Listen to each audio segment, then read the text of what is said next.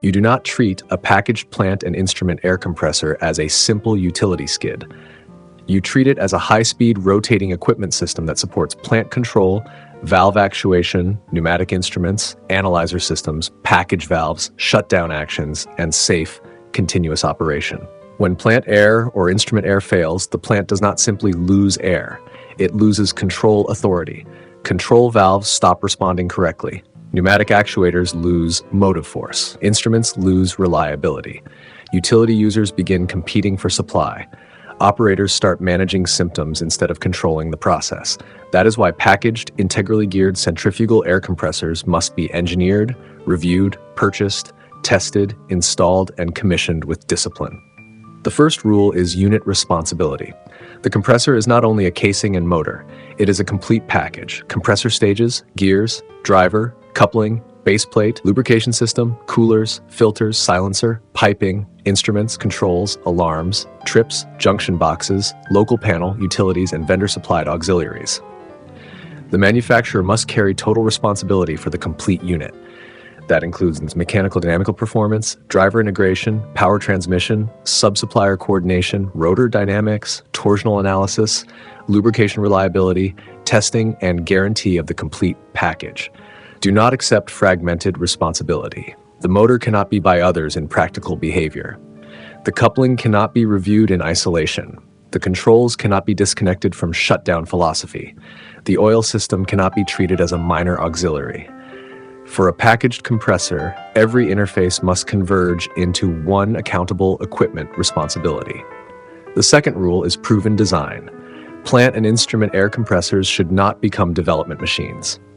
If the manufacturer has introduced recent design or material changes, those changes must be declared and reviewed. If similar machines have not accumulated sufficient operating experience, that risk must be visible before purchase. The real question is not, can the vendor manufacture this? The real question is, has this type, size, loading, speed range, and arrangement already survived comparable industrial service? Only proven equipment should be accepted for essential air service. Compressor ratings must remain within the manufacturer's actual experience and design limits. Brochure capability is not operating reliability. The third rule is uninterrupted service. A compressor intended for continuous operation must be maintainable while running, where routine activities are expected. Filter cleaning, condensate trap attention, basic inspection, and accessible maintenance points must be possible without forcing unnecessary shutdown. If filters, oil coolers, drains, traps, instruments, or panels are inaccessible, the package may pass layout review but fail maintenance reality. Maintainability is part of reliability. A compact skid that cannot be serviced is not a good skid. It is a future outage. The fourth rule is operating envelope confirmation. Rated point is only one condition. The compressor must operate safely and efficiently across all specified suction conditions, discharge pressures, ambient temperatures, air demands, turn-down cases, startup conditions, and control modes. For variable speed systems, maximum continuous speed must be clearly defined above the highest required operating speed. Speed affects impeller stress, rotor dynamics, bearings, gear behavior, coupling selection, vibration limits, overspeed testing, and trip settings. You must review more than flow and discharge pressure, review surge margin, review choke margin, review low demand operation, review high ambient operation, review fouled filter cases, review degraded cooler performance, review trip speed, review minimum and maximum operating speeds, review control response. If the operating envelope is vague, the risk is not vague, it is simply hidden. The fifth rule is mechanical stiffness and piping load control. External piping forces and moments are serious design loads. They affect casing distortion, shaft alignment, coupling behavior, bearing loads, vibration, and long-term reliability. The casing, supports, and base plate must be rigid enough to limit alignment change under the worst combination of pressure, torque, and piping loads. A good compressor can be damaged by a weak base plate. A good compressor can be damaged by poor piping flexibility. A good compressor can be damaged by field installation loads that were never properly checked. Mechanical, piping, rotating equipment, and package engineers must coordinate nozzle loads, support locations, thermal growth, installation tolerances, and final alignment checks. Do not review the skid alone. Review the skid as installed. The sixth rule is rotor dynamics. An integrally geared centrifugal compressor is a high-speed machine. Critical speeds, lateral response, unbalanced sensitivity, bearing stiffness, support flexibility, damping, and vibration behavior must be analyzed and verified. A damped unbalanced response analysis should be performed unless specifically excluded, and the analysis must be confirmed by shop verification testing. This is important. Calculation alone is not enough. The machine must demonstrate acceptable dynamic behavior during testing. Review shaft vibration limits, casing or bearing housing vibration limits, critical speed separation margins, amplification factors, rated speed behavior, trip speed behavior, and vibration response across the operating speed range. A clean calculation with poor test behavior is a warning. A test without meaningful verification is incomplete. A vibration limit without measurement location is weak engineering. The seventh rule is torsional integrity. Torsional analysis is essential for motor-driven compressor trains, especially variable speed drive systems. The complete train must be evaluated: motor, coupling, gears, compressor rotors, shafts, and rotating inertias. The analysis must consider motor switch-on, short-circuit events, variable speed drive excitation, synchronous motor run-up, pulse operation, and worst-case transient torque. A coupling that is adequate for steady-state power may still fail under transient torque. A variable speed drive may improve control but introduce torsional excitation. A short circuit may be rare, but its torque effect must be understood. The coupling to shaft connection must transmit required torque without slippage or permanent deformation. It must withstand maximum transient torques and should not depend on bolt shear where friction transmission is required. Steady-state power rating is not enough. Transient survivability matters. The eighth rule is bearing and lubrication reliability. Bearings carry the consequences of aerodynamic load, gear reaction, thrust load, shaft weight, alignment error, vibration, oil quality, and thermal behavior. Bearing metal temperature monitoring, thrust capacity, oil pressure, oil cleanliness, auxiliary pump philosophy, oil cooler accessibility, and alarm trip segregation must be reviewed carefully.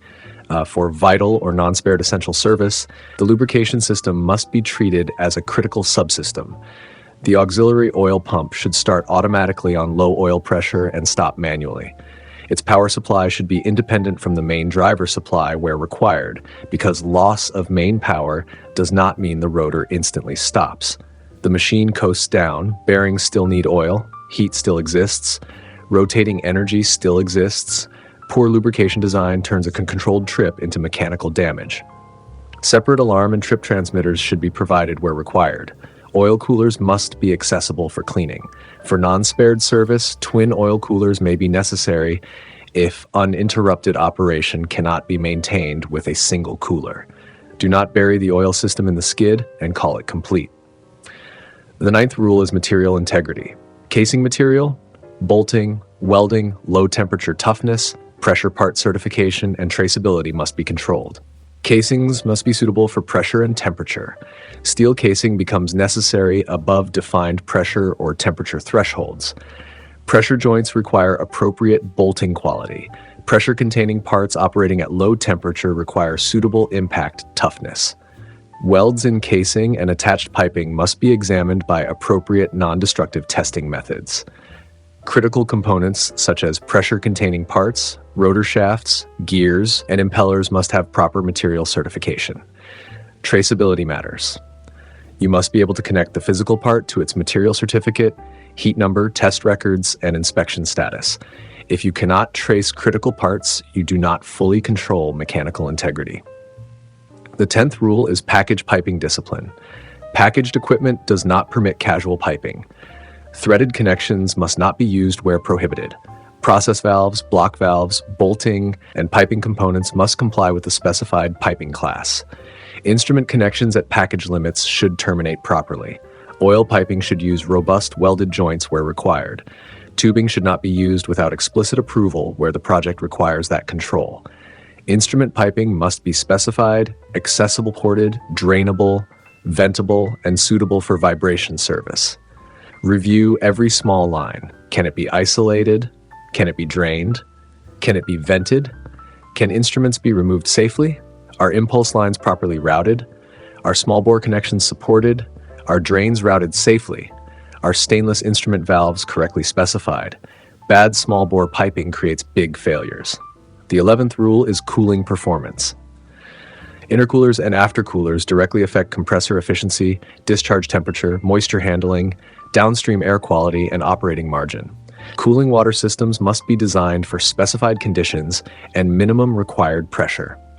They must allow complete venting and draining. Water-cooled exchangers must meet required construction codes. Air-cooled exchangers must match project requirements. Poor cooling increases discharge temperature, raises power demand, reduces performance margin, increases moisture load, and can affect downstream instrument air reliability. Review cooling water temperature, fouling allowance, materials, design pressure, venting, draining, access for cleaning, and exchanger maintainability. Do not assume shop cooling conditions represent field operation. The 12th rule is inlet air quality. The inlet filter, silencer, and ducting protect the compressor and downstream air system. The inlet system must be specified for material, arrangement, elevation, filtration, pressure drop, noise control, and maintenance access. The location of the air intake is critical. It must avoid dust, hot air recirculation, exhaust, chemical vapors, water ingress, and contaminated zones. For instrument air, inlet quality affects dryer loading, filter life, compressor cleanliness, and air system reliability. Ask practical questions. Where is the intake? What can it ingest? Can filters be serviced safely? Is differential pressure monitored? Is rain protection adequate? Is the silencer compatible with performance and noise limits? A poor inlet system slowly damages reliability. The 13th rule is noise control without maintenance penalty. The manufacturer must provide guaranteed sound power and sound pressure levels. Any silencing measures must be declared. If a noise enclosure is used, it must allow full access for inspection and routine maintenance. A noise enclosure that blocks filters, coolers, instruments, coupling guards, drains, or inspection points is not a solution. It is a maintenance problem with acoustic cladding. Noise control must not compromise operability. The 14th rule is electrical area suitability. All electrical components must suit the specified area classification, gas group, and temperature class. This applies to the main motor, auxiliary motors, instruments, junction boxes, local panels, solenoids, heaters, switches, transmitters, and all electrical accessories. Do not assume an air compressor is electrically simple because it handles air. It may be installed in a classified process area.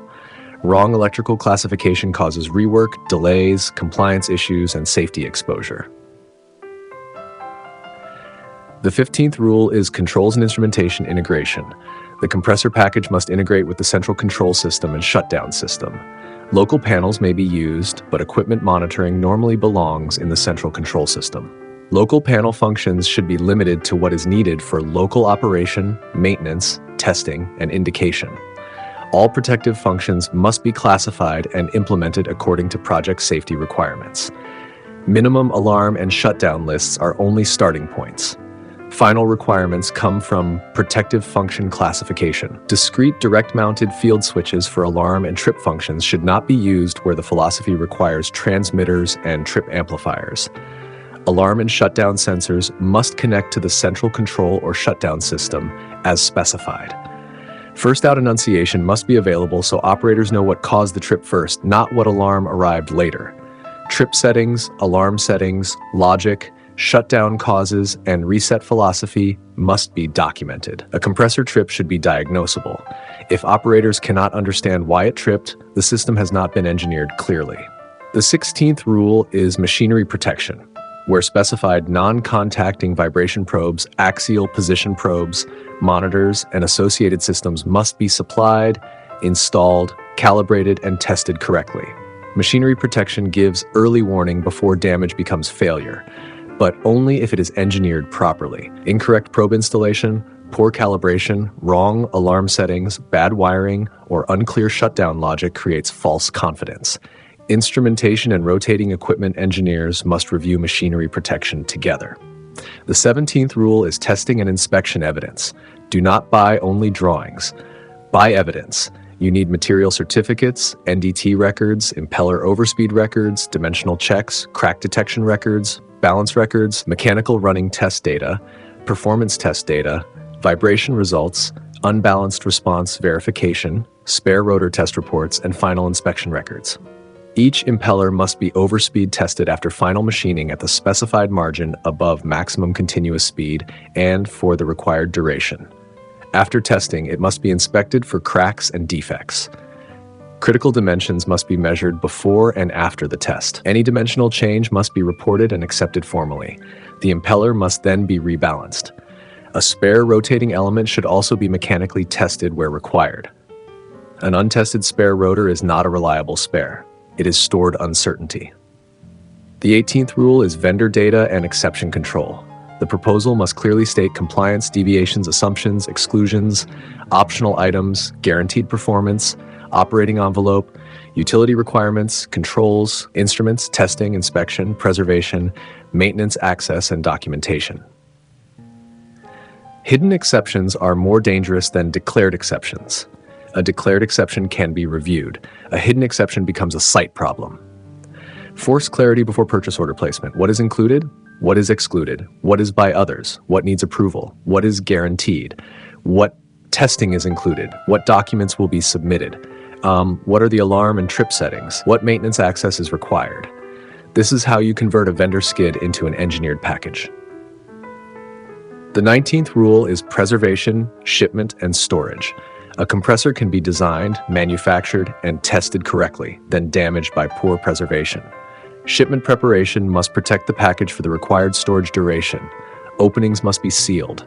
Internals must be preserved. Instruments must be protected. Rotating elements must be protected against corrosion and handling damage. Lifting and storage requirements must be clear. Many failures begin in the laydown yard, not in operation. Engineering discipline continues through preservation, shipment, storage, installation, pre-commissioning, commissioning, and startup. The 20th rule is installation and startup control.